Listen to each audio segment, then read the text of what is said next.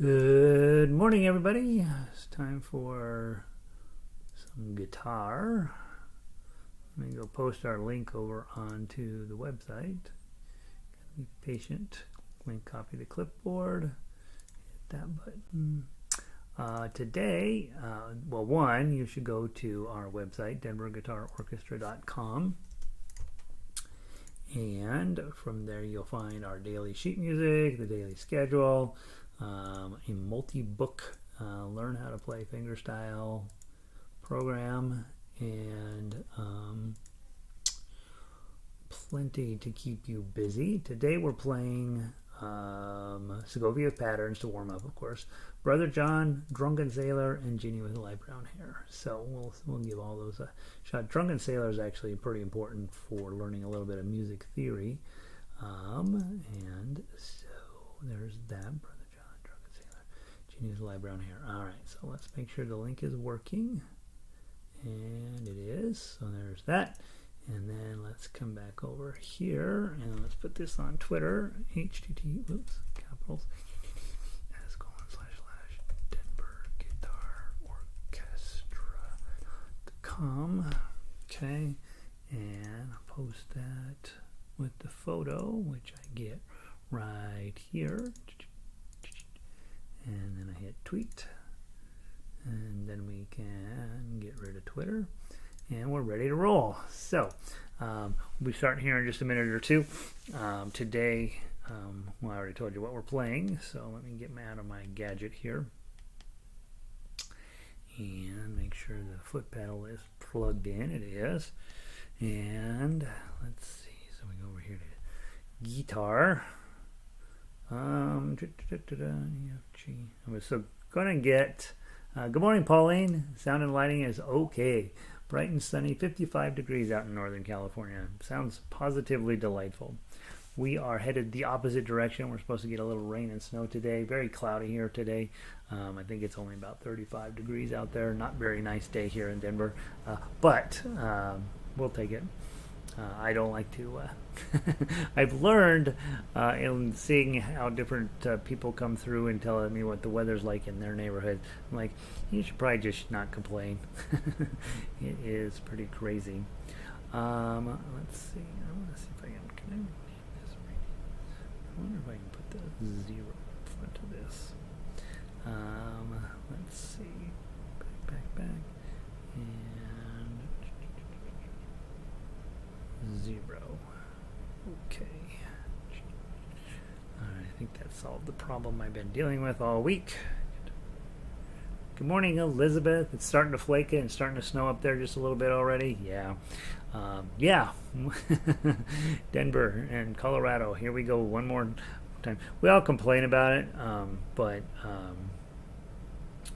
honestly, it snows in April here. It snows in May usually, and so we should probably be a little less. I should be a little less grumbly. I don't know if everybody grumbles, but anyway, Evelyn made it in. 65 and sunny in Cuenca. Cuenca is the place to be. I mean, you're winning. Evelyn's winning today. Evelyn wins every day. Let's go into this is our lovely Segovia scale for a warm-up. And then we're going to talk quite heavily about Drunken Sailor and some chord relationships today. I think it's important. A lot of you guys already know that, but I don't think it ever hurts to review it just a little bit. And so we're going to talk about Drunken Sailor to some length today. But let's warm up with our Segovia patterns. We're still working on measure 2. And you guys probably have it down. I am a long way from having it down. And so today I was sitting out in the living room with my other guitar and trying to play it without any sheet music. And I'm pretty close. I'm getting pretty close. It gets a little dicey up here at this end. But I think I've just about got the pattern down. So hopefully by next week we can add in measures 3. Okay, so we're doing measure 2. Let's give it a try as our warm-up. 1, 2, 3, 4.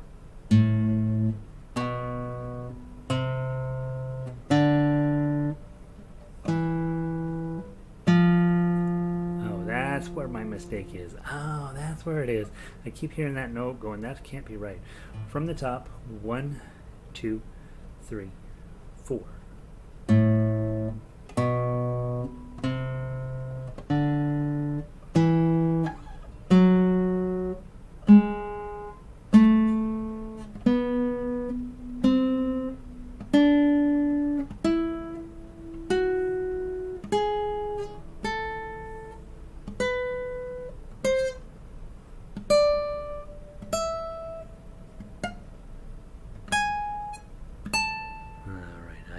That's my mistake. The second string makes the jump. From the top, 1, 2, ready, play.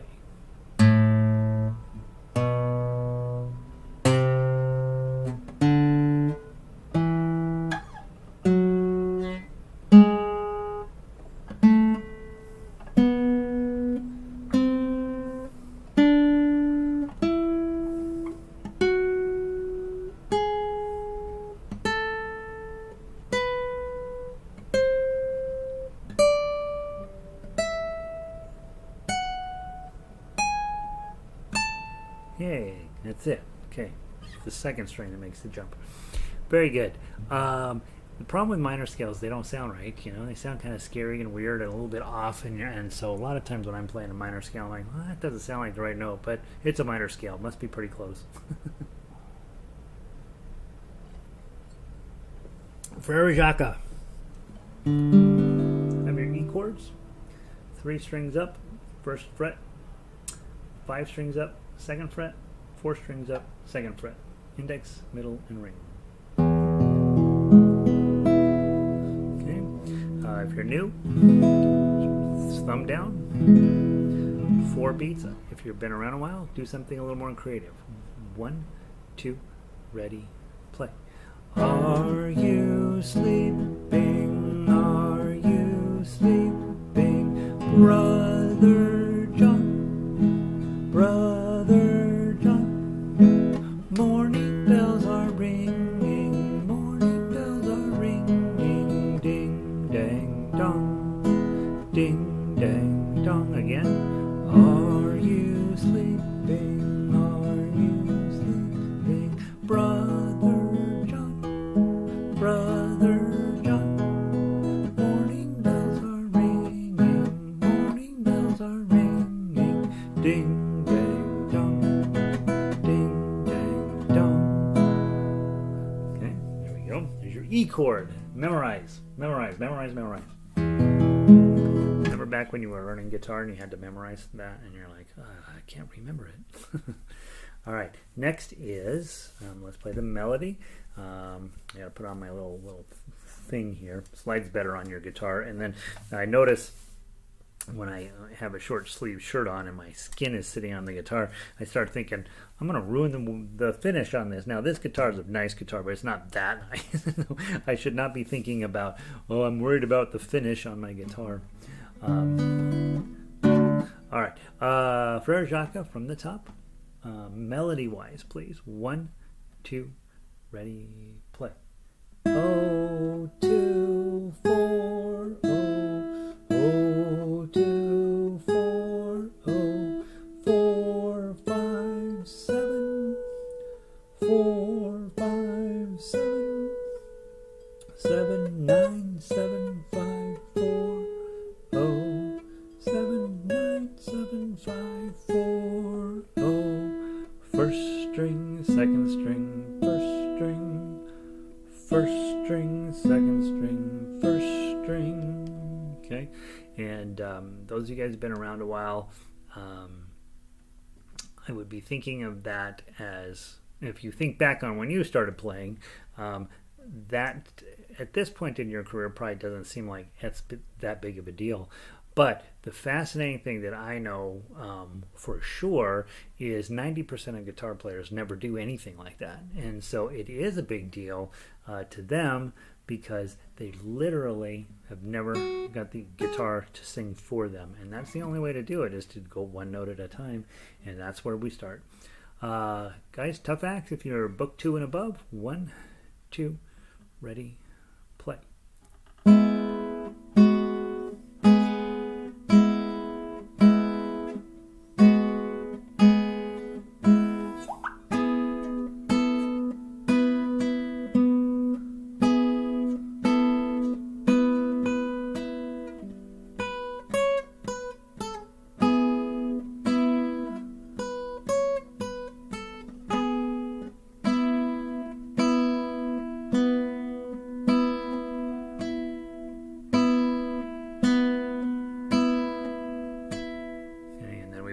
it. Don't want to spend too long on Farmer John today. Brother John. Farmer John, Brother John, I don't know, somebody John. Okay, so and then also when you're thinking about either learning this or teaching this, working with somebody else, another guitar player, if they're on chords, you play the melody, and if they're on melody, you play the chords, and especially if you are the teacher, you want them to pick out that melody one note at a time while you're playing chords, because you serve as the drum beat, and that way they start to figure out, hey, if I make a mistake, I can't stop, I gotta keep going. You guys here have gotten really comfy with that through the YouTube program, because I don't stop because I can't hear you, right? And so you have to adapt to whether I'm speeding up or slowing down. If I stop, you have to stop. If I keep going, you have to keep going, that sort of thing. And that's really good musicianship training. One of the things I get noticed most of the time when I get especially male guitarists who've been, piddling around with this thing for years, they just really have not ever gotten with other people because they never felt like they had good enough skills to do that. And really, from day one in this program, you're playing with somebody else, right? And so the thought process of I gotta let mistakes go, that's really hard when you first started music. And by the end of the first day, students are like, you know what, I blew it, whatever, I gotta get on to the next note.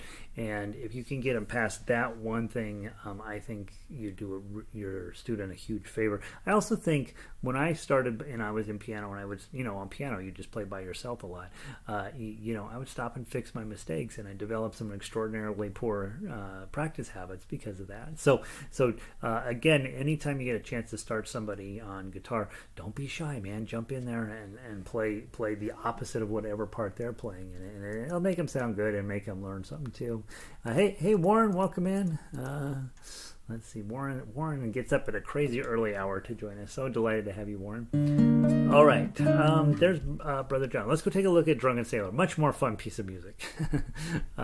Fun and guitar, I'm sort of iffy on. I'm just not so sure that they go together. I've spent too long on this thing to know that it's fun.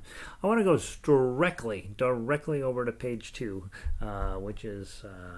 If you have the book, it's page 21, and if you don't have the book, it's page 2. Drunken Sailor.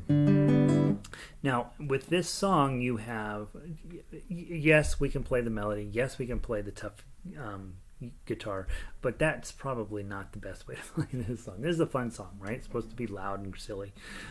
So let's take a look down. The main chords here are A minor and G.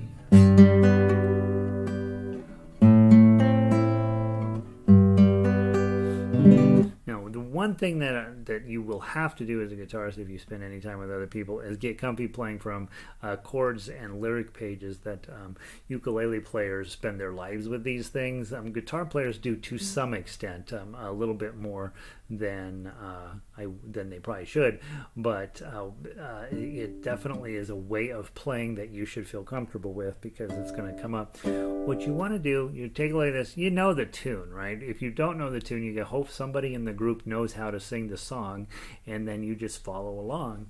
But with this one, you've got your A minor.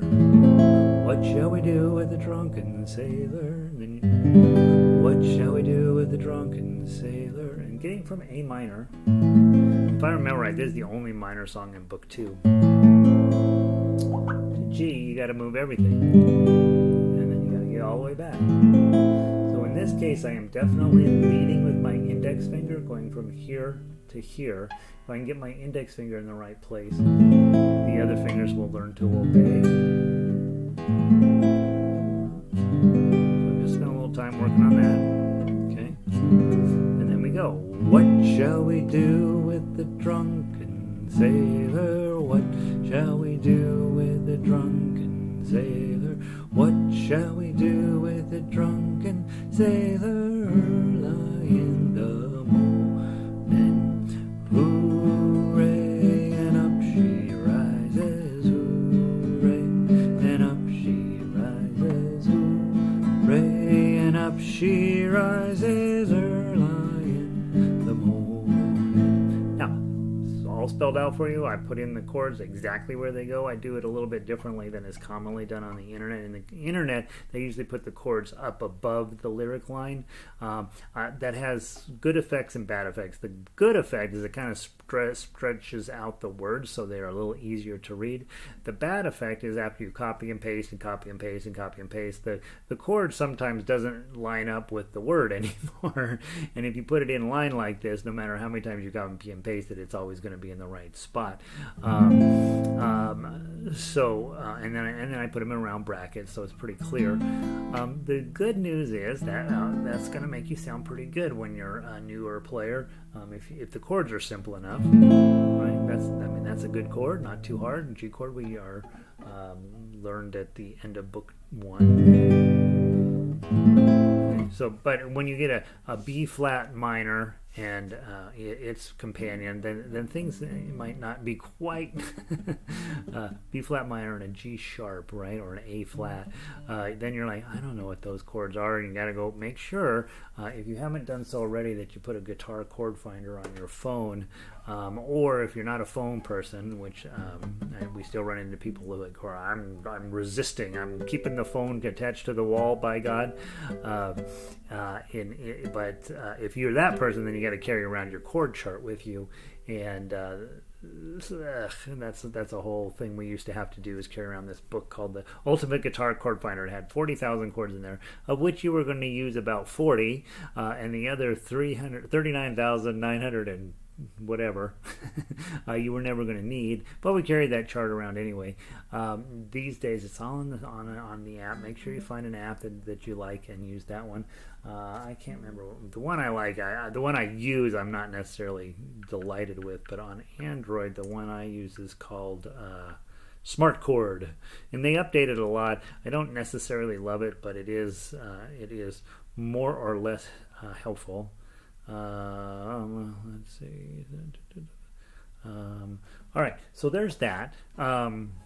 Just make sure you don't know your chords. Then the next thing is, when you get to the additional verse, shave his belly with a rusty razor, you notice there's no chords, and so you have to take that phrase and insert it in up above, and you have to just know where the chord. You have to feel it. You have to listen, and that's something I don't talk about and nearly enough, is just listening to the music and knowing where the chord changes are. So let's try it with shave his belly. 1, 2. Shave his belly with a rusty razor. Shave his belly, rusty razor. Shave his belly with a rusty razor. Early in the morning. And it's the same for the chorus, right? And I like to do, if I'm doing the verse one way, then I'm going to switch to doing the chorus a different way, just to create some difference in texture between the verses and chorus. A lot of times when we're practicing, and especially when we're newer players, and especially if you're using a pick, da da da da da da da da da, and it's on every song ends up sounding the same. And so 1, throw that pick away, but 2, when you're doing the verses, do one style with your right hand, and then when you get to the chorus, do a different style. And it doesn't matter what the styles are, at least initially, till you find the way that's the best, and then you make yourself a note. Pluck this one, strum this one, arpeggios this one, boom chuck that one, whatever. And so you'll see it in a lot, especially in commercially produced music, where they'll have one set of verses and the chorus, and then they'll put all these additional lyrics over on at the end of it. Singers hate it, guitarists hate it, everybody hates it, but it saves a whole lot of pages, and so you don't have to turn the page, which we love. And so it's one of those things you got to get used to. Now, let's talk about how minor keys work. You know, in major it's 1, 4, and 5. So if I pick, let's say I pick C major, and that's on, I put that on 1, C, then I go D, E, F, and G. F and G are going to be its best friends. So if I am in C major, and then I go to F, and then I go to G, and back to C. Sounds like a song. That's so in major chords, 1, 4, 5 are really the sort of the foundation of Western music. Now, the same thing works with minor keys. So if I have A minor, then its friend, A, B, C, D minor, and E are also going to be here. Now this turns into a minor key in this case when you're in minor. So A minor, its best friend is D minor. And I'm going to put an E chord on. And then back to A.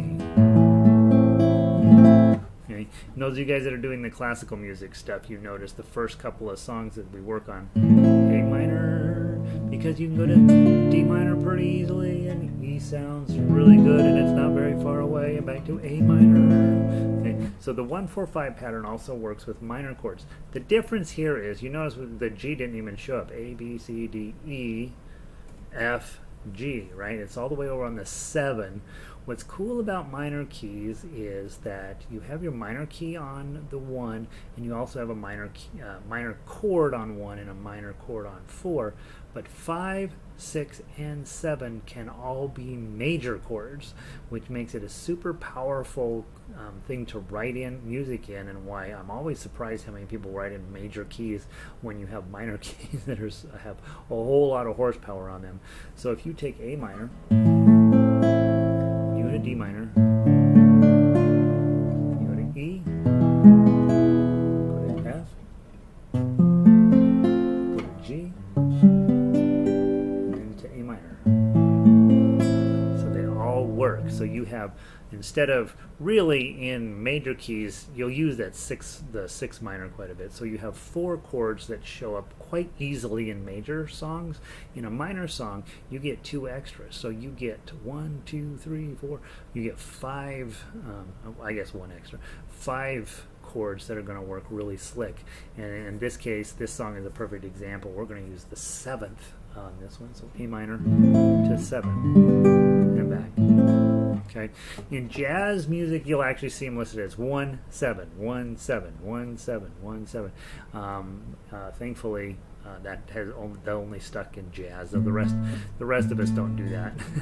They do that because they end up transposing a lot just for fun, and we all try desperately not to transpose. All right. So those are the keys, and then those are how you handle those additional verses. What I want to talk about now is let's do the transposing, and I gave you some examples down below, but before you play them, think about it. If you're in D minor, okay, and we were in A minor, and our chord that we were using is way over here, 7, the G. So now if we're in D minor, we got to make sure a C shows up here, right? D, E, F, G minor, A, B, and C. So sure enough, that's exactly what shows up over here, and so we then try it in that key. So D minor to C, back to D minor. Okay, let's give it a try. 1, 2, 3, 4. What shall we do with the drunken sailor? What shall we do with the drunken sailor? What shall we do with the drunken sailor? Early in the morning, hooray, and up she rises, hooray, and up she rises, hooray, and up she rises, early in the morning. Okay, so that works just lovely. And then if you go to the next one, okay, remember the 1 and 7 are our chords we're going to use. If it's E minor, F, G, A, B, C, and D. Okay, so it's 1 and 7. Again, makes sense. So let's try that one. From E minor to D, back to E minor. And anytime I can write something in E minor, I'm going to do it on guitar because that sounds beautiful, right? Here we go. 1, 2, 3, 4. What shall we do with the drunken sailor? What shall we do with the drunken sailor? What shall we do with the drunken sailor? Lying the hooray, and up she rises, hooray, and up she rises, hooray, and up she rises, her lying,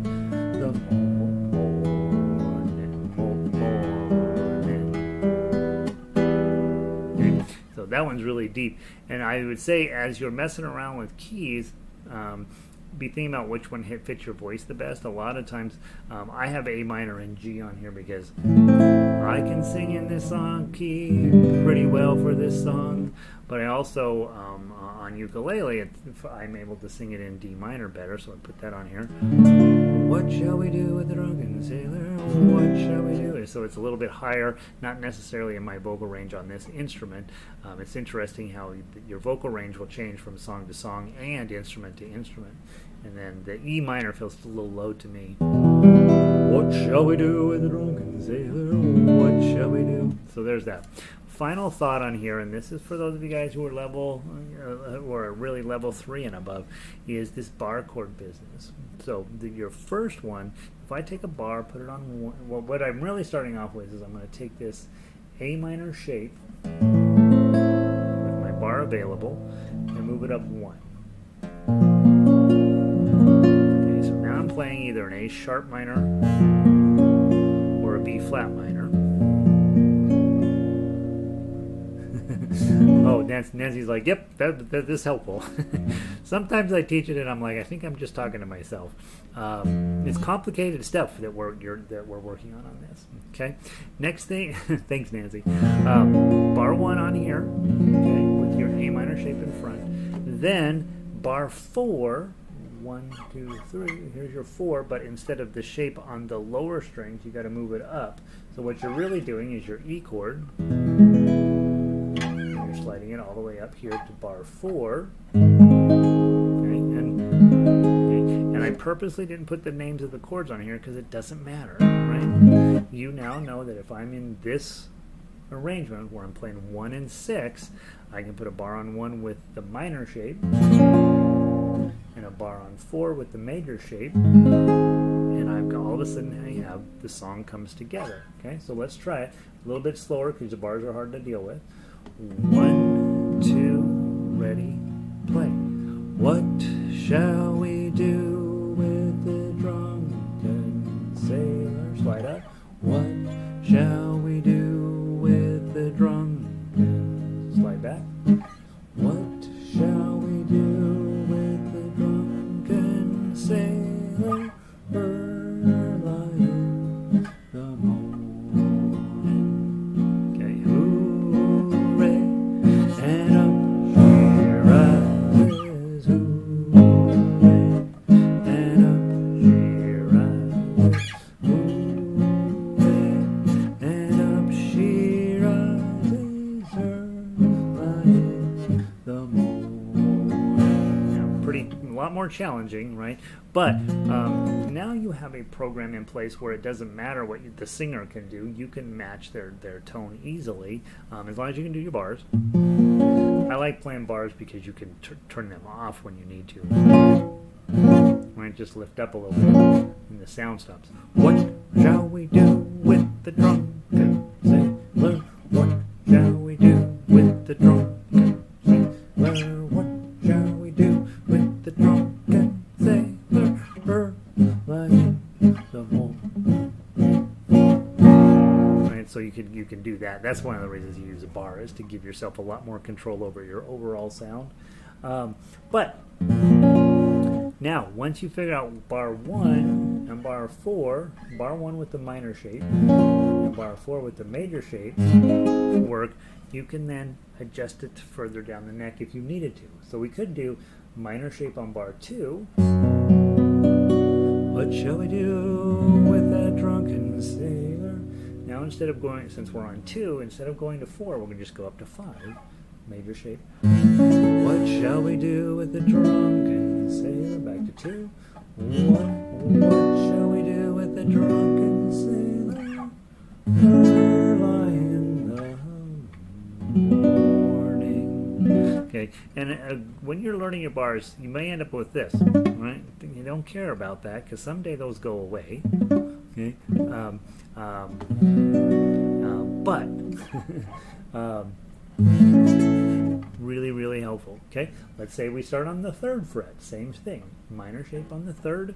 What shall we do with the drunken buttons, and you see my voice is just busy walking up the thing, and you find your place where you're like, yep, my voice really works good there. This is too high for me, but we'll see how it works. What shall we do with the drunken sailor? And now you have to go up to 6.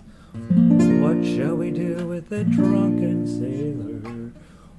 What shall we do with that drunken sailor in the morning? Okay, so all of those are useful tools. Okay, they're easy to, not necessarily easy, but kind of easy to talk about and think about a little bit. But more importantly, it gives you a chance, those of you guys, especially those of you guys who like singing and like messing around with this stuff, to have one more tool in your toolbox. So that transposing is easier. When we talk transposing, a lot of times we talk about shifting the circle of fifths around on that wheel. But the nice part about guitar and all fretted instruments is you put a bar on, you no longer need to worry about what the actual name of this is. You know, I can sit down and figure out what the name of this chord is, right? But I don't need to. I just know that the 3 goes with the 6. And then who cares what the names of the notes are, as long as our names of the chords are, and we can sit down and figure it out, right? A minor on 0, sharp minor, B sharp, which coincidentally is known as C minor. Okay. What shall we do with the drunken sailor? And if we know this is C minor, and we know this goes with it, C, D, E, F, G, A, B minor, or B major, right? So there's that. Okay, that's the story about how to compare chords, and this works for all songs. So if you find a song you like and you're like, but it's kind of not fitting into your vocal range very well, vocal improv, yeah. By the way, you're allowed to do that, right? You know that I am always amazed, and I'll make fun of ukulele players for just a minute. Back when I started, your main goal was to avoid playing Tiptoe Through the Tulips. That was it. That was the whole purpose of ukulele. You just can't play that song, and really there's no point in using it anyway. So why are you even wasting your time? So I make this big commitment to ukulele, and I don't know, a few years, 5 years after I started, something like that. I can't remember exactly when it showed up. Here comes Israel's Somewhere Over the Rainbow version. And, you know, forever we had sung Over the Rainbow Judy Garland's way, and only that way. And then here comes Israel, and now all the young people, that's the only way they know that song. And I was amazed, video after video after video after video started getting hammered into YouTube, and they were all trying to sing it exactly like Israel. Well, first of all, the guy sings like he's an angel, so why are you trying to sing it that way? Don't. Right? Come up with your own way. I'm a big fan of you experimenting with songs to figure out what your way of making that song is. If I'm on Drunken Sailor, we know it goes, what shall we do with the drunken sailor? Well, what are you going to do to make that special? What shall we do with this drunken sailor? Right? You can do whatever. That's terrible, but I would say definitely don't be limited by music just because it's on the paper. You know, mess around with it. Find your voice, I would say that is true of everything unless you're planning on playing in a symphony, a Beethoven forward symphony somewhere where they just want you to play what Beethoven wrote down. It's definitely a huge draw. It's one of those bars that classical players have to jump over is, hey, we want you to be the best possible player you can possibly be, but we certainly don't want you to vary from the notes that are written on the page in any meaningful way. And I think that is both good and bad, right? It makes you really, really good at playing those things, but it also sort of sends the message that your level of creativity isn't important. And I think probably as guitarists, you have the opposite attitude, like, give me a guitar, let me show you what I can do with it, kind of thing, right? And we have a tendency to be a lot more self-directed, which is good, I think. All right, so that's what I have to tell you about that. Did we end up playing the whole song through good enough? We did. We don't need to play the melody and the tough acts because, frankly, you probably would never play the song as an instrumental. I don't think. Maybe. I don't know. You can mess around with it. Let's go on to our third song of the day. Hopefully that give you a little bit of help on thinking about chords and keys. Book 3, Jeanie with the light brown hair. Let's play that. By the way, I did play through I'll See You in My Dreams. I'm pretty happy with it. It's in the key of C, and it plays pretty well. So I think I should be able to post it this afternoon.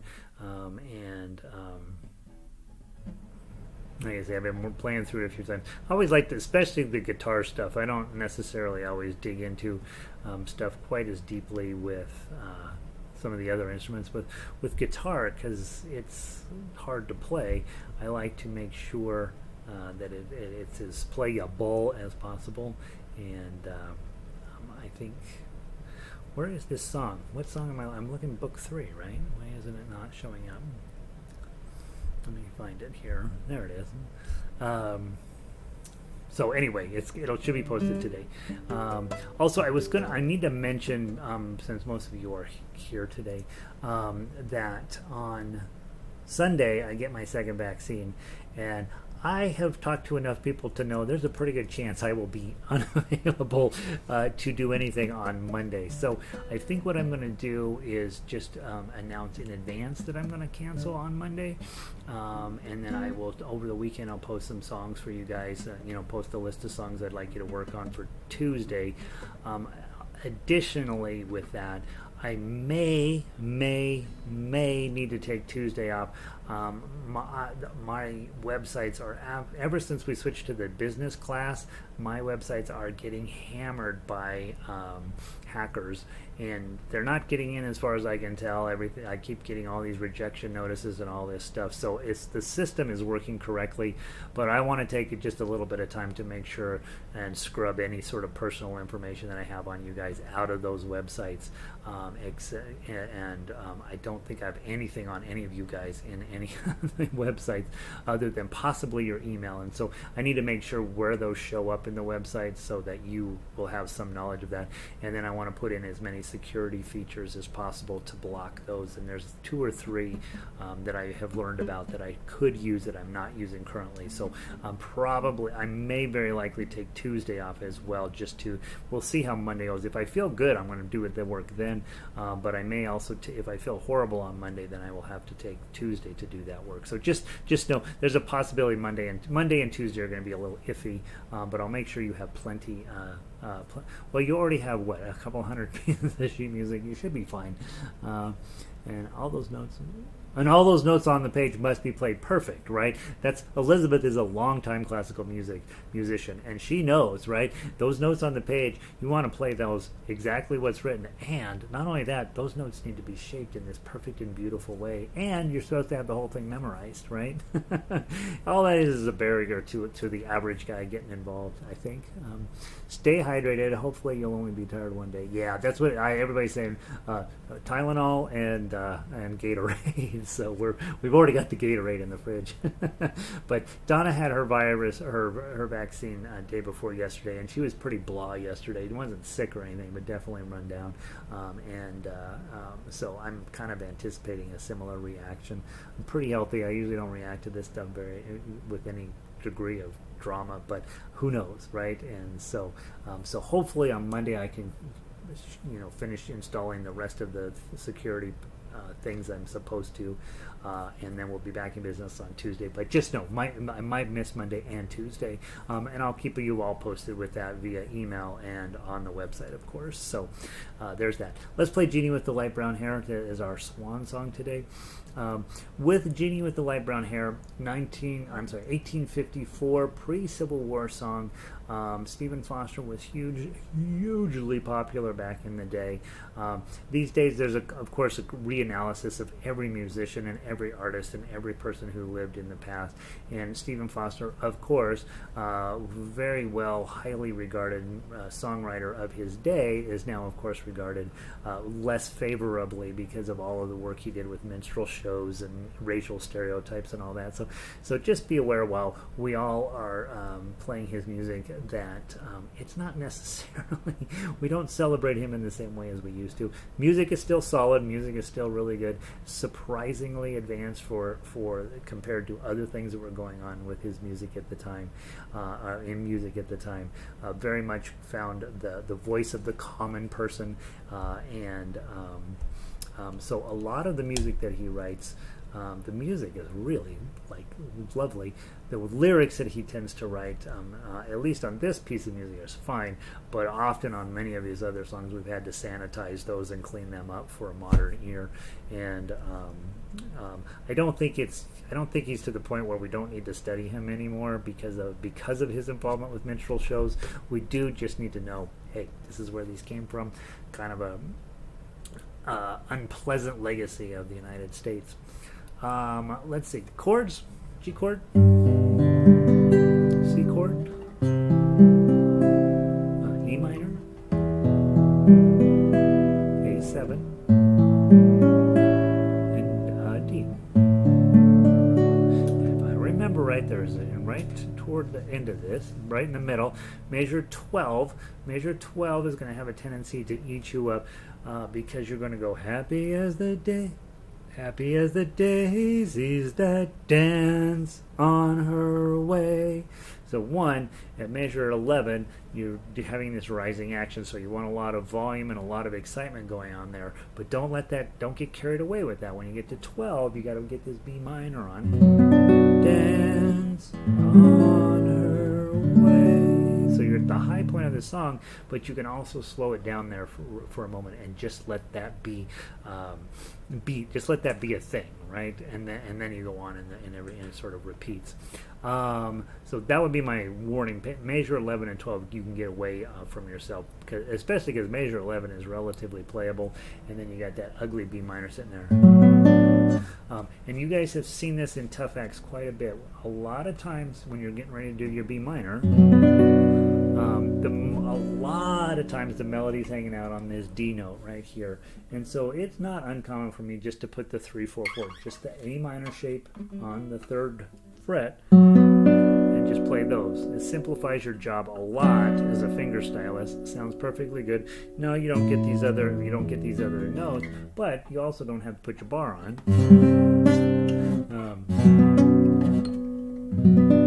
And I'm not positive that helps any more than just playing that. get the things right. So that's going to show up a lot when you see a B minor, just the 4-4-3 arrangement, which is just your A minor slid up. Other than that, I think that's it. And don't play it fast. Okay, let's give it a try. From the top, start with your G chord. 1, 2, 3.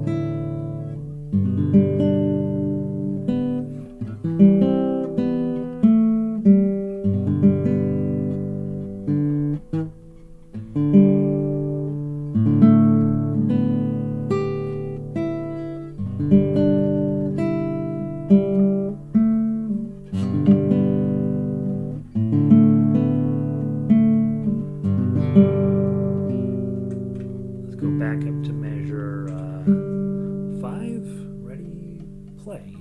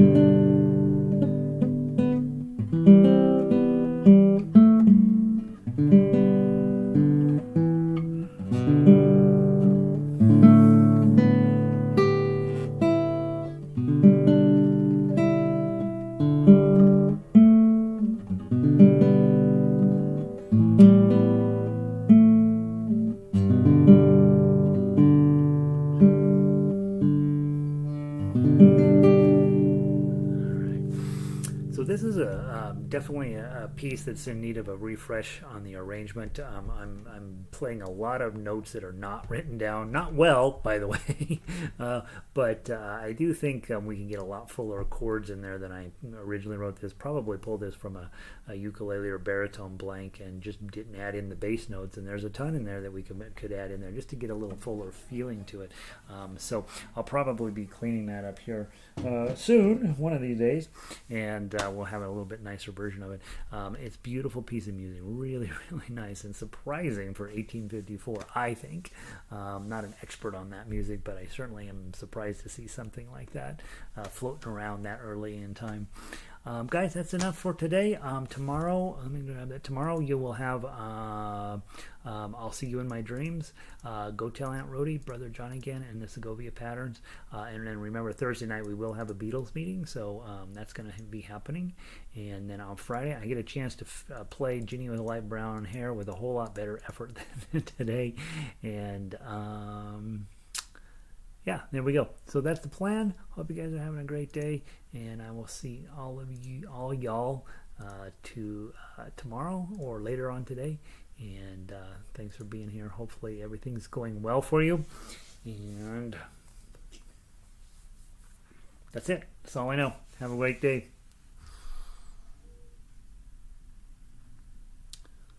Let's see. Elizabeth adds, it's interesting that in 16 we have blithe birds warbling at one of the lowest parts of the piece. Yeah, isn't it interesting when you start digging a piece of music, turn it all apart and really thinking about what he's up to. Many were the blithe birds that warbled them o'er. Right, it's almost unsingable. And yet they're the birds. So funny. All right, Elizabeth, Pauline, Warren, who else was here today? Evelyn, Nancy. Thank you all, guys. Thanks, guys. That's a good song, by the way, right? Composer, I don't know, but the song he did was good. So, all right, guys, I'm gonna pull the plug. Have a wonderful day. Talk to you soon.